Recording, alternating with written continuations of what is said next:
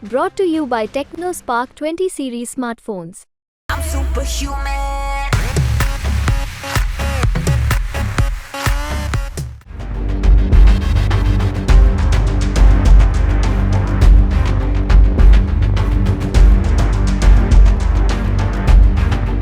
दुनिया भर में भारत के हथियारों से लेकर मिसाइलों तक, यहां तक कि फाइटर जेट का डंका जोरों शोरों से बज रहा है। लेकिन अगर कोई ये पूछे कि भारत के तेजस फाइटर जेट का मुकाबला अगर अमेरिका के F-16 फाइटर जेट या फिर स्वीडन के ग्रिपेन फाइटर जेट से हो जाए तो जीत किसकी होगी? दरअसल इस सवाल का जवाब खुद भारतीय वायुसेना ने दिया और बड़ा खुलासा कर दुनिया की भी नींद उड़ा दी। चलिए अब जानते हैं पहली बार खुद हमारे देश की वायुसेना ने क्या खुलासा किया है अपने खूंखार फाइटर जेट को लेकर। दरअसल खुलासा ये हुआ कि साल 2017 में भारत की अजय वायुसेना ने स्वदेशी फाइटर जेट तेजस की ताकत, तकनीक और क्षमता पर उठे सवालों पर अपना उत्तर दे चुके थे।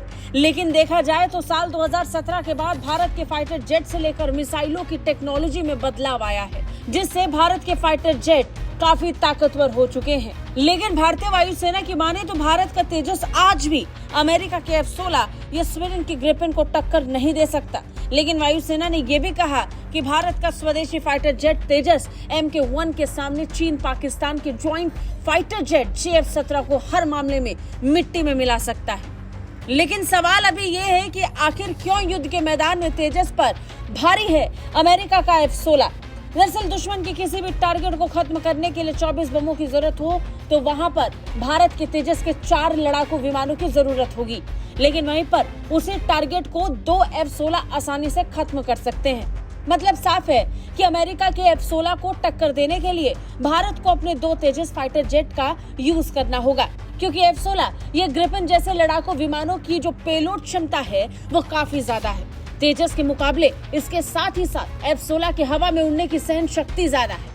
कुल मिलाकर कहा जाए तो भारत का स्वदेशी तेजस फाइटर जेट एक अच्छा डॉग फाइट कर सकता है और अपनी लेटेस्ट और एडवांस मिसाइलों से दुश्मन को आसानी से हरा सकता है।